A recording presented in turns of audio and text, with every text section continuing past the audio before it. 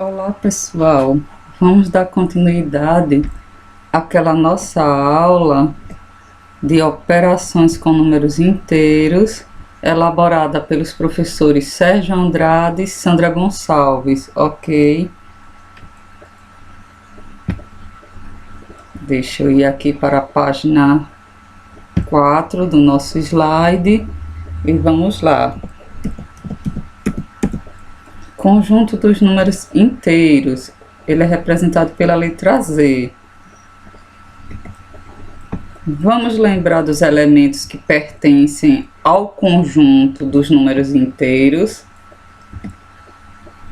Como eu já havia falado, olha, todo conjunto ele é representado por um símbolo, e no caso dos números inteiros, é pela letra Z maiúscula. Aqui está a representação dos números inteiros entre chaves. Presta atenção que é uma revisão, olha. Eles não têm começo e nem têm fim, eles são infinitos, à esquerda e à direita. E na parte central nós temos o elemento zero, tá? À direita do zero são os inteiros, nós chamamos positivos. Do zero em diante também é aquele conjunto que nós já vimos antes dos números naturais. E à esquerda do zero está representado todos os números negativos. E o zero é o único número que nós dizemos que ele é não positivo e não negativo, tá? Ele é o referencial para os outros números. Os números inteiros, eles podem ser representados também, olha só, numa reta numérica, simetricamente ao número zero. Simetricamente quer dizer, tendo a mesma distância em relação ao zero. Eles são representados pelos números negativos, como eu já havia falado, à esquerda do zero, e os números positivos à direita do zero. Olha a figura aqui. Essa é uma parte da reta numérica, do valor -3 até o valor 4 positivo. Mais um está à direita do zero, menos um está à esquerda. Nós chamamos mais um e menos um de números simétricos ou opostos. Isso quer dizer o quê? Que eles têm a mesma distância em relação ao zero. Outro exemplo, +3 e -3 são números opostos ou simétricos. Por quê? Porque tem a mesma distância em relação ao zero. Todos esses números inteiros poderão ser usados, são bastante usados, melhor falando, em nosso cotidiano, através de várias operações, como a adição, subtração, a multiplicação e a divisão. E também, logo mais, eu não coloquei aqui, eles serão bastante usados em potenciação e também em radiciação. Vamos lá, a nossa revisão em relação à adição de números inteiros. Aqui tem o professor. Repare só o que ele está dizendo, que quando nós percebemos números com sinais iguais, para fazer a operação, nós somamos as parcelas e nós conservamos o mesmo sinal. Preste atenção nos exemplos. Olha aqui o laser. +7 mais 5. Somamos as parcelas, fica 12 e repetimos o sinal, tá? Exemplo, marquei 7 gols e depois em outro jogo marquei 5. Quantos gols eu marquei? 12. Positivo. O outro exemplo, -7 e -5, sinais iguais, somamos os valores, dá 12, conservamos, repetimos o sinal, fica -12. Assim, olha, Um menos ele pode representar também um débito, uma dívida, um prejuízo. Eu estou devendo 7 em uma conta e devendo 5 em outra conta para uma outra pessoa. Nessa situação eu estou devendo quanto totalmente? Menos 12.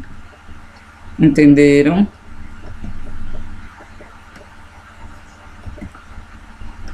Olha aqui a professora novamente. Vamos ver o que é que ela tem a dizer. Agora, olha, ela está falando sobre quando os números aparecem com sinais diferentes. Um é mais e o outro é menos. Nós vamos fazer isso, presta atenção. Diminuímos os valores e vamos conservar o sinal do maior dos números, o maior módulo, tá? Presta atenção aqui, olha. Menos 8 mais 10, sinais diferentes, nós diminuímos, o maior é 10, o menor é 8, valores absolutos, fica 2 e conservamos o sinal do maior, que é o 10, vai ficar mais 2, tá? Quem ganha 10 reais e gasta, tem uma dívida de 8, tire os 8 e vai ficar sobrando ainda mais 2. Olha aqui esse outro exemplo, mais 8 menos 10, sinais diferentes, a mesma coisa, nós diminuímos o maior valor, que é 10, absoluto, menos o menor valor, que é 8, fica 2 e conservamos o sinal de quem?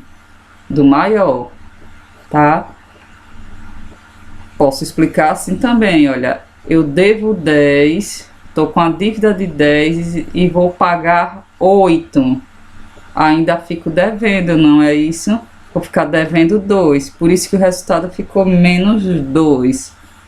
Repetimos o sinal do maior, olha, e o maior nesse caso é o 10. É o que o professor vai reforçar aqui do lado. Vocês perceberam que na operação menos 8 mais 10 o sinal do resultado ficou positivo? Olha aqui, ó. Por que ficou positivo?